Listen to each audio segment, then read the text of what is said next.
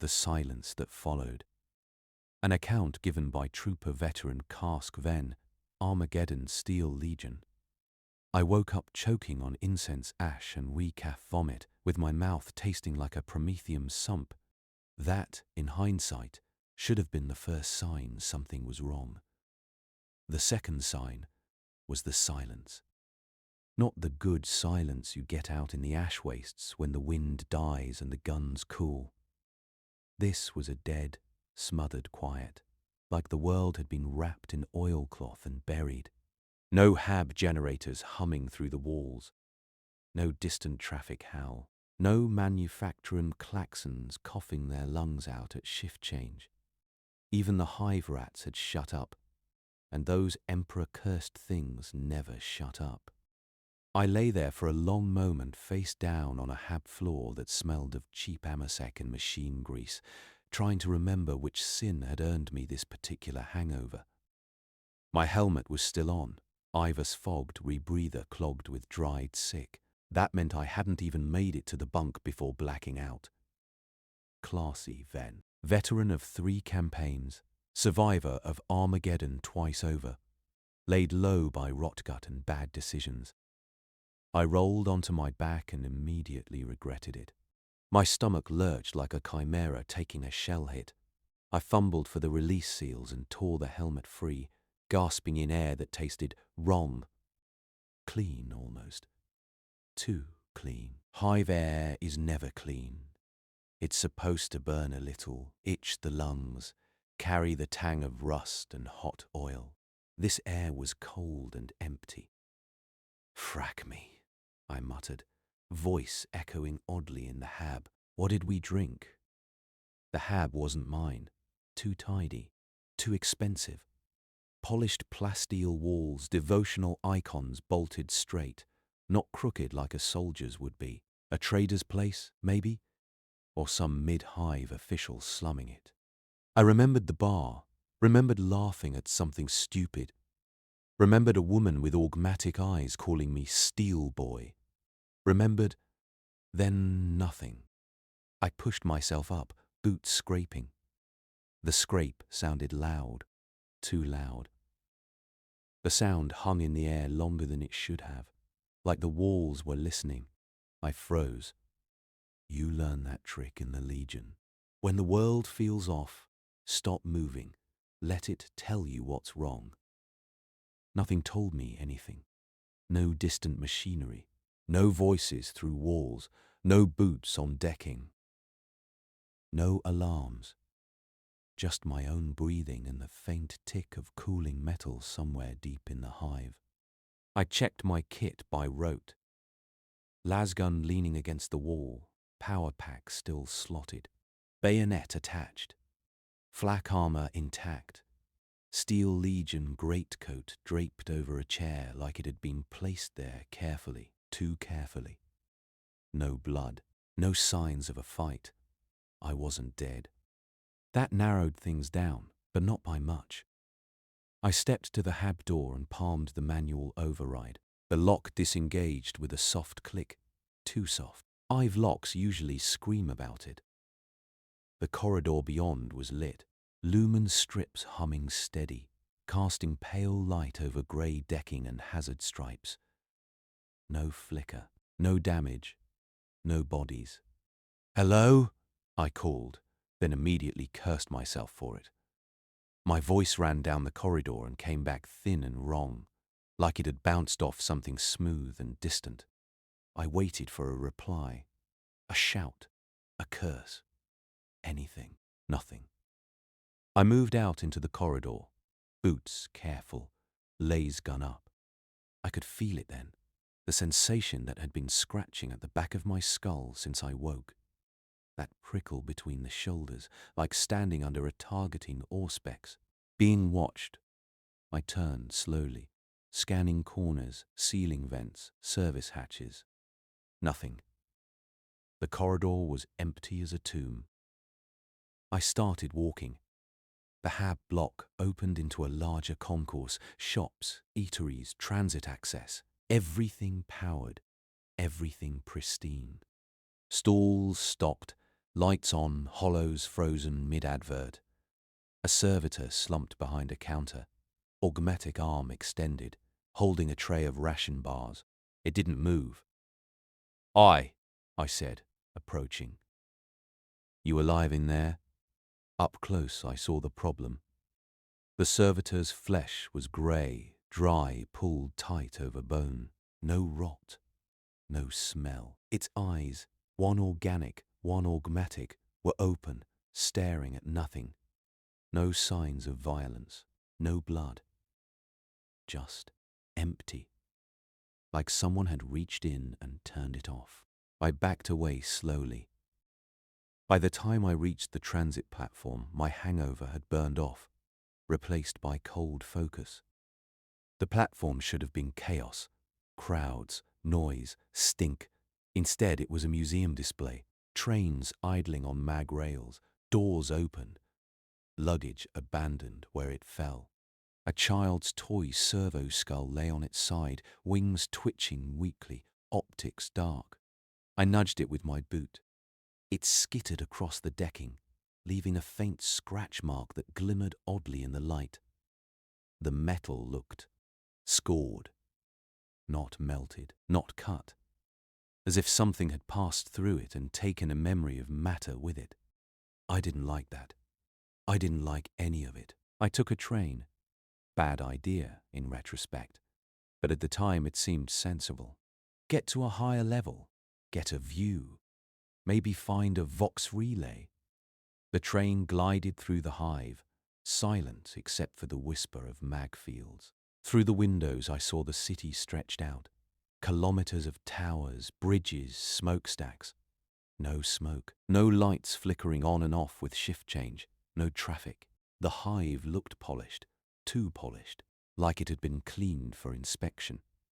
As we passed through a lower manufacturing district, I saw the first bodies. They lay where they'd been working, at consoles, on catwalks, slumped against machinery. No blood, no wounds I could see. Just gone. Faces frozen in confusion, fear, surprise. One man's hands were still wrapped around a spanner. The metal beneath them bore the same faint scoring I'd seen on the platform. Thin lines that caught the light at odd angles. The train slowed. I felt it again. That pressure, that sense of attention. I looked up. For a heartbeat I thought I saw movement along a gantry above the tracks. A ripple in the air, like heat haze but cold. It was gone before I could focus on it. Pull it together, Ven, I muttered. You're seeing things. The train stopped at a junction hub. I disembarked, boots echoing. My Vox crackled as I keyed it, static answering. I tried every channel I knew. Regiment, PDF, Arbeits, even civilian emergency bands. Nothing. I was alone. Or so I thought. I made my way on foot after that, heading toward where Imperial lines should have been. Memory said there'd been a forward staging area not far from the hive's edge. Memory also said I'd been drunk enough to arm wrestle a man with a bionic arm and lose. Memory, I was learning, was not to be trusted. Hours passed, or maybe minutes. Time felt stretched, thin. I found survivors eventually, not living ones at first, then living. A pocket of PDF holed up in a hab spire, barricaded with furniture and fear. They nearly shot me when I knocked. Nearly did anyway, hands shaking, eyes wild. They babbled once they realized I was real. Lights came, one kept saying. Green lights, through walls. Through us. Another laughed and cried at the same time, rocking back and forth. They walked through the doors, didn't open them, just walked. What walked? I demanded. They stared at me like I was slow. The night, one whispered. I stayed with them a while, long enough to trade stories, share rations, confirm I wasn't insane. They'd seen shapes moving where there shouldn't be shapes, heard sounds like metal scraping glass, watched people vanish without a mark. They asked me what I thought it was. I told them the truth. I don't know. That night, if it was night, I took watch. I swear on the throne, something watched me watch the dark, and somewhere far below, something small and many-legged clicked softly, patiently, as if counting. Part 2, City That Breathes No More. I didn't sleep. Not properly. I closed my eyes in shifts, back against a plasteel pillar, laser gun across my knees, helmet back on despite the smell still lingering inside it. Every time I drifted, I felt that same pressure, like fingers brushing the back of my thoughts, and I'd snap awake, heart hammering, convinced I'd missed something important. The PDF troopers slept like the dead, or pretended to. One of them sobbed quietly into his flak sleeve until exhaustion finally dragged him under. Another sat upright all cycle, eyes open, whispering prayers to a cracked Aquila nailed to the wall.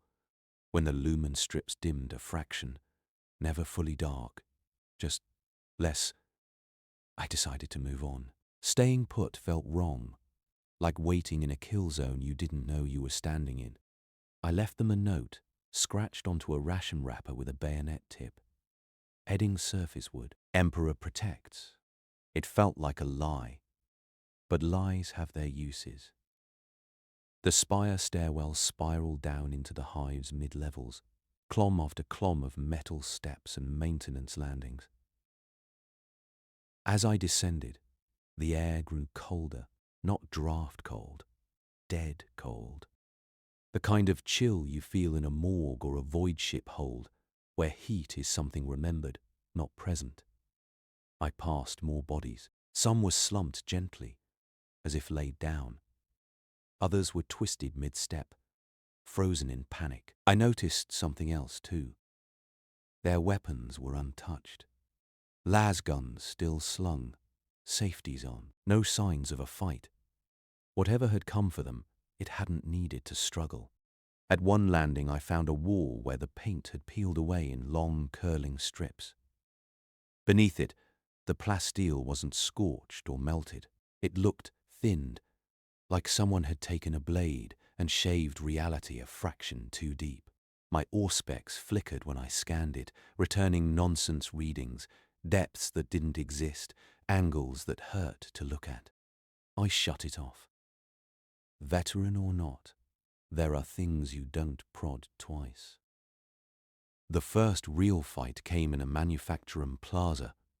I smelled it before I saw it, a hot, oily stench mixed with something sweet and rotten.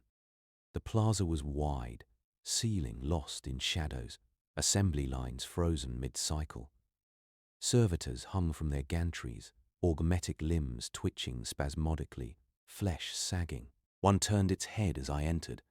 Praise, it croaked, voice box grinding. The omnis. Its eyes glowed red. It lurched toward me, followed by two more, then another from behind a conveyor. Their movements were wrong, jerky, overextended, like marionettes pulled by a drunk. Control cables snaked from ruptured cranial ports, trailing sparks. "Stay down," I shouted, reflex more than hope. They didn't. I fired, lasbolts stitched across augmatic torsos, blowing metal and meat apart. One servitor kept coming with half its chest gone, mechadendrites flailing wildly. I put a bolt through its skull, and it dropped, spasming. Then still, the others followed. When the echoes faded, the silence rushed back in, thicker than before. I stood there, breathing hard, sweat freezing under my coat, and realized my hands were shaking. Rogue servitors weren't unheard of. Bad scrap code, warp bleed, tech heresy. But this felt different. They hadn't been aggressive in the usual way. No shrieking Binharik, no targeting chants. Just empty obedience. I stepped closer to one of the bodies and grimaced. The augmetic interfaces were scored with the same faint lines I'd seen everywhere else, etched so fine they were almost invisible unless the light caught them just right. Whatever had touched them hadn't crushed or burned, it had passed through. I left quickly after that. Further on I found more survivors, a dozen this time, PDF, a couple of hive gangers, even a tech adept with his robes torn and mechadendrites bent at wrong angles. They'd barricaded a transit hub, set up overlapping fire lanes, trip mines fashioned from promethium canisters. They looked competent. Tired, but not broken. "Steel Legion," one said when they saw me, voice cracking with relief. Throne thought we were the last ones. "You might be," I said.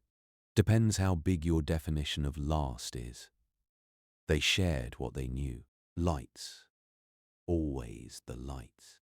Pale, cold, cutting through walls and armor alike. People disappearing mid-scream. Machinery going dead, then waking up wrong. Shapes moving just out of sight, never caught cleanly on scopes or optics. One ganger swore he'd seen something phase through a bulkhead. The tech adept corrected him sharply, then went quiet when pressed. "Something took the data," the adept finally said. "From the cogitators, from me. Memories, protocols. I can feel the absence." That sent a chill through me deeper than the cold. We moved together for a while. Strength in numbers, even if numbers didn't mean much anymore. We shared jokes, thin and brittle. "At least the rations are untouched," someone said, cracking a smile as he bit into a bar. "End of the world, and the quartermasters still get it right." "Yeah," I replied. "Shame there's no one left to complain about the taste." The laughter died quickly. As we pushed towards the surface levels, the sense of being watched intensified. Scanners glitched. Auspex pings echoed back, warped. Once, I could have sworn I saw dust swirl around invisible limbs crossing a light beam. When I turned, there was nothing. One of ours didn't make it. We were crossing an open causeway when he screamed. Just once. Something yanked him sideways, hard enough to lift him off his feet. There was a flash, a sound like glass snapping under pressure, and then he was gone. No blood, no body, just a scorch of that same impossible scoring in the air, hanging for a second before fading. We opened fire on nothing, laser guns blazing, shouting ourselves hoarse. The echo came back mocking, empty. No return fire, no target. We moved after that like hunted animals. By the time we reached the upper hive gates, there were 6 of us left. The sky beyond was a dull iron grey, choked with ash that no longer fell. The gates themselves were open, bent inward, as if something had simply decided they were no longer solid. I paused there, looking out over a city that still stood, still breathed in some mechanical sense, but whose soul had been quietly removed. I knew then, deep in my gut, that whatever had done this wasn't finished. It was just passing through, and it knew we were here. Part 3. Ghosts in the Machine. The surface levels of Halix Prime were never meant to be quiet. Even stripped down to bare function, even under rationing and blackout protocols, a hive world breathes. It exhales heat, noise, vibration. You feel it through your boots, through your teeth. The Steel Legion learned that early. How to sleep through it, fight through it, die through it. What we stepped into had no breath left. The great transit causeways lay empty beneath the iron sky, kilometre-long ribbons of ferrocrete and steel webbing that once carried cargo convoys and labour columns. Now they were frozen tableaux. A line of cargo haulers halted mid-turn, a fuel crawler tipped on its side like a slain beast, a shrine wagon still burning incense into air that no longer cared.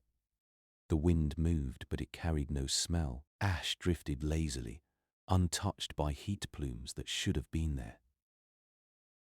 "Feels like a tomb," one of the PDF muttered. "No," the tech adept said quietly. "Tombs are sealed." That set the tone. We kept moving, hugging cover, spreading out just enough not to die together. I took point with the ganger, a wiry man named Hesh, who carried his autogun like it was part of his spine.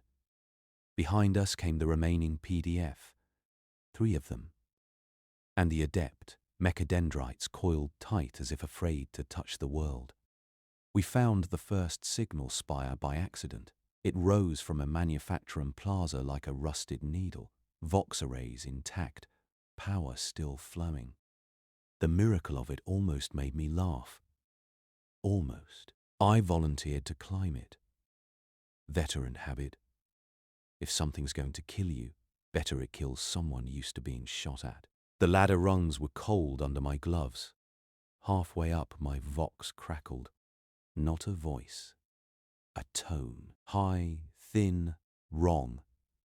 I slapped the unit, cursed, kept climbing. At the top I found the cogitator shrine untouched, purity seals still fluttering faintly in a breeze that shouldn't exist. I keyed the relay manually. "Imperial forces," I said.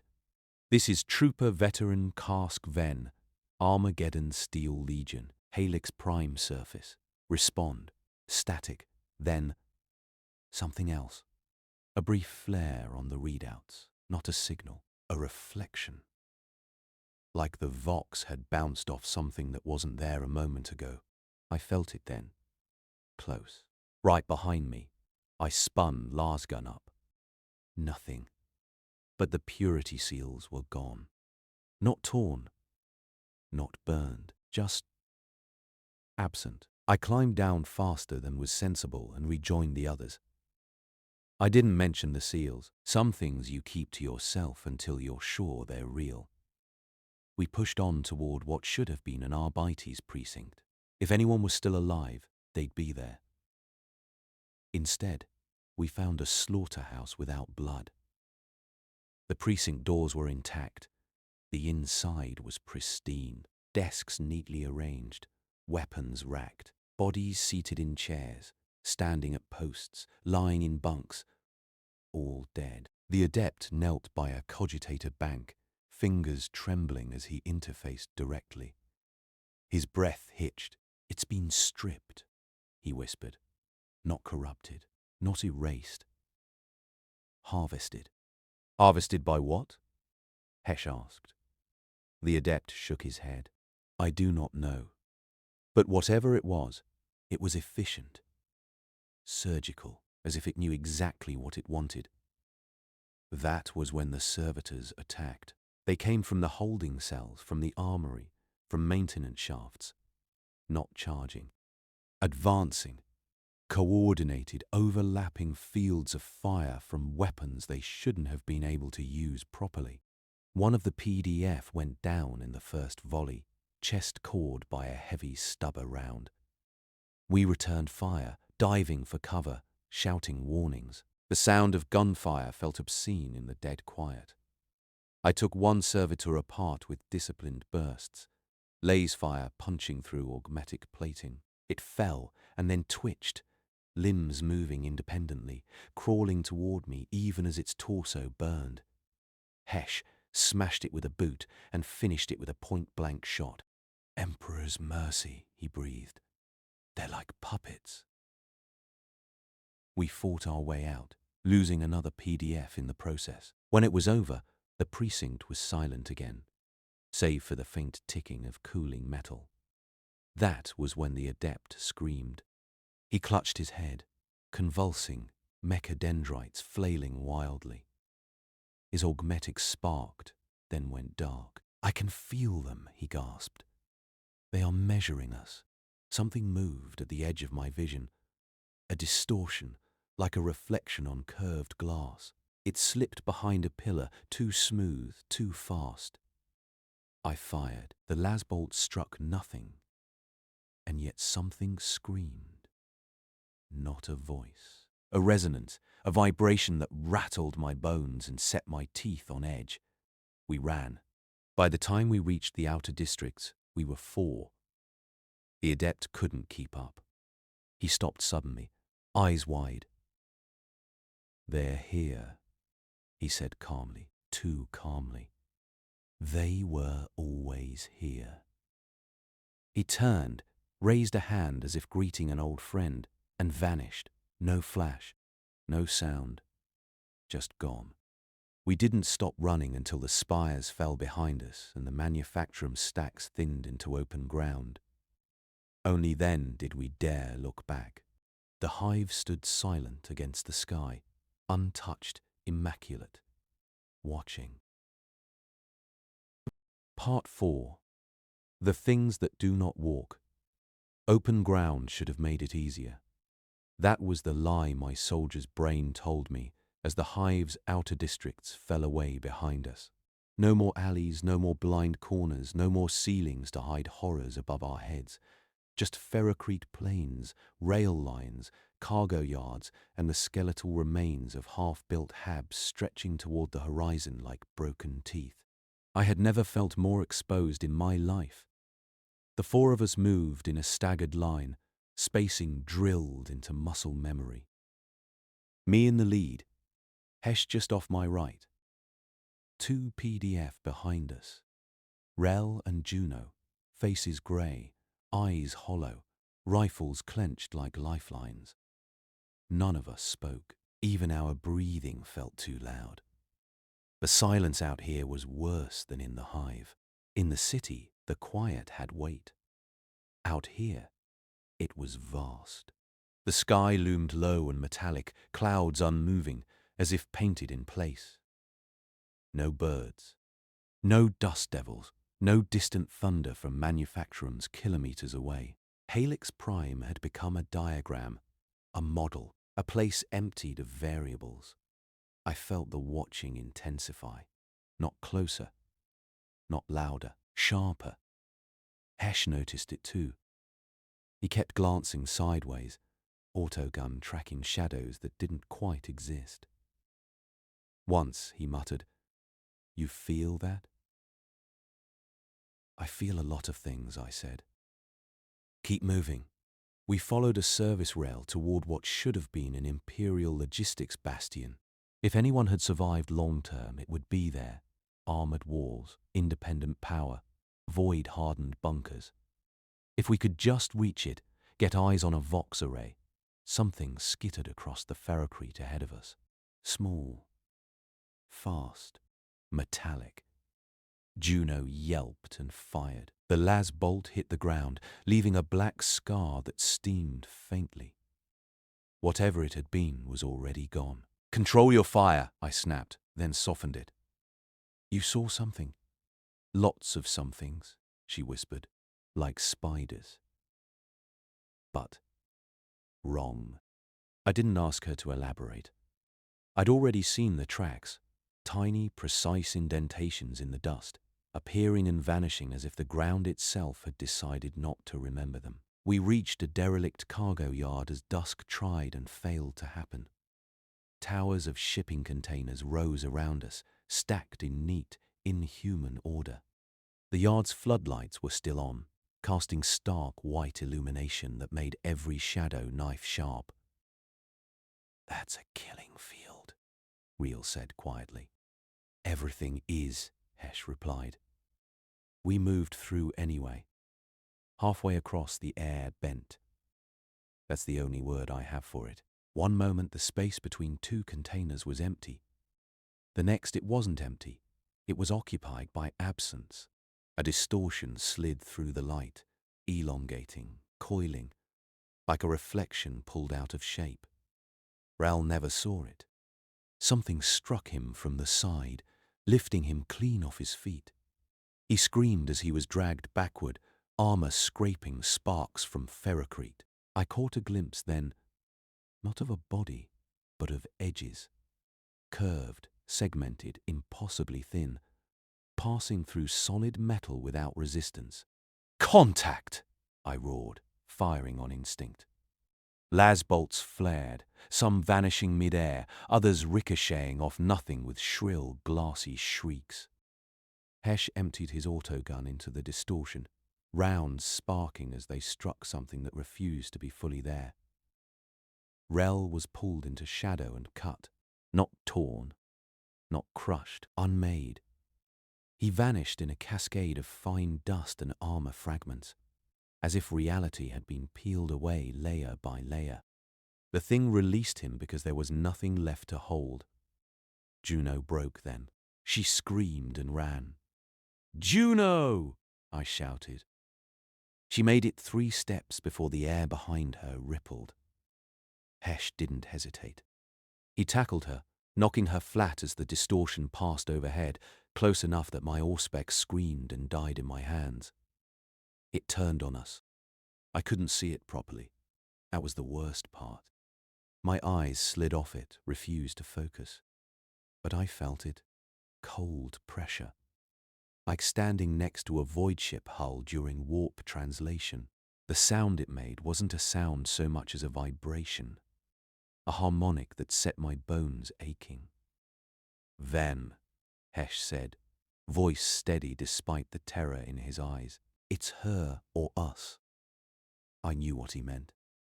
Juno was sobbing, frozen, clutching her rifle uselessly. The thing circled, light bending around its path, patient, studying. "Move," I told her. "Now." She didn't. Hesh swore, ripped a crack grenade from his belt, and shoved it into my hands. "Get clear," he said, "when it comes for me." "No," I said. "We do this together." He smiled then, a tired, crooked grin. Veteran's privilege. I've had my run. Before I could stop him, he sprinted toward the distortion, firing wildly, shouting curses that echoed far too long in the open air. The thing reacted instantly, lunging, space collapsing around it as it struck. Hesh disappeared inside the distortion, his scream cut off abruptly. I primed the grenade and threw. The explosion wasn't loud. It was wrong. The blast folded inward, light flashing emerald for a heartbeat as something solid was forced to acknowledge the laws of physics. There was a shriek, high, furious and brief, and then the distortion collapsed, slamming into the ground like a broken marionette. What remained was part of it. Segmented metal limbs phased half into reality, twitching violently. Surfaces that drank the light instead of reflecting it. Lines of that same impossible scoring radiating outward from the impact site. I didn't stop firing until my power pack ran dry. Silence returned, heavier than ever. Juno stared at the wreckage, then at me. What? What was that? I looked at the thing that had hunted us since I woke in that hab, that had stripped a world without ever announcing itself. "I don't know," I said truthfully. "But it bleeds." We limped away from the cargo yard at first light, or whatever passed for it. 2 souls left from 4. Behind us the wreckage slowly, quietly began to fade, as if embarrassed to have been noticed at all. And somewhere, far above, something else adjusted its calculations. Part 5. The Inquisition Listens. They made me wait. Of course they did. I stopped talking. The words don't trail off. They end cleanly, like a lash shot hitting the end of its range. My mouth stays open for a second longer than it should, as if my body expects more to come, but there's nothing left. Everything that was in me is out now, laid on the stone between us. The chamber is quiet. Not hive quiet. Not the dead quiet of Helix Prime. This is a listening silence, heavy with attention, with judgment. I become acutely aware of my breathing, of the faint tremor in my left hand where it rests on my knee. of the smell of sanctified oils layered over sterilizing chemicals. My throat is dry. I would kill for Recaf, or Amasek, or anything that would let me pretend this is just another debrief. It isn't. One of them shifts. I don't look up. I keep my eyes on the Aquila worked into the floor, its wings worn smooth by centuries of boots and knees. So, a voice says, calm, male, educated. That is your account. Yes, my lord. No one contradicts me. No one accuses me of embellishment or hysteria. That's worse. They let the silence stretch, as if weighing not just my words, but me. I feel it again, that pressure. Faint, distant, like standing beneath a gunship you can't see, knowing it's there because the air feels wrong. Another voice cuts in, female, sharper. You are certain the constructs did not communicate? No demands, no proclamations. Yes, my lady. And no markings, no heraldry, nothing you recognized. No. A pause. Then, softly. You understand what that implies. I swallow. Yes. Something scratches, faint and dry. A stylus, maybe. Or a claw against parchment. I don't ask. The third voice speaks. Old. Thin. Worn down to the edge of metal. You believe the extinction of Helix Prime was incidental. I hesitate. Not because I doubt it, but because saying it aloud makes it real in a way memory doesn't. Yes, I say finally, whatever did it wasn't there for us. Or the world, it took what it came for and moved on, cleanly. Cleanly, the voice repeats. The word echoes in the chamber longer than it should.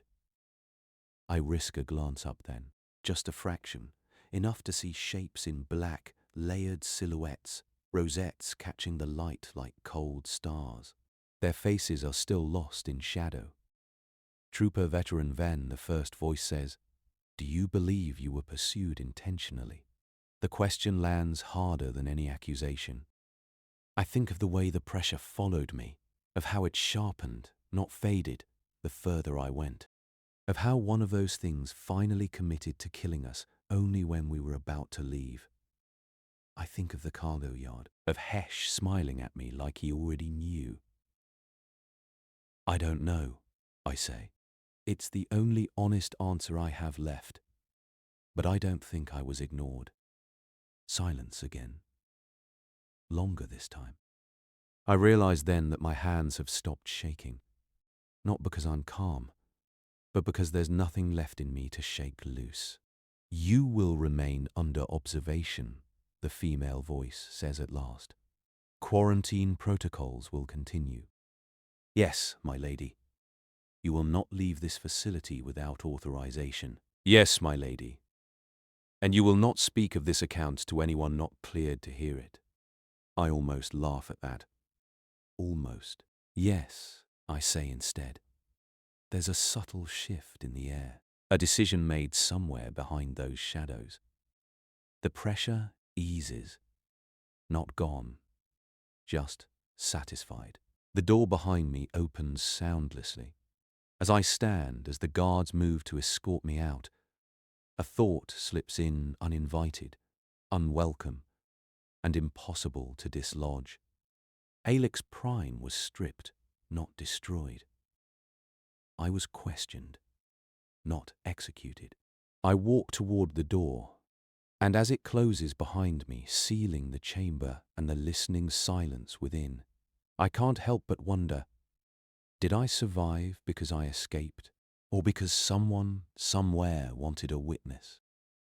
The thought follows me down the corridor, patient, unhurried, just out of sight.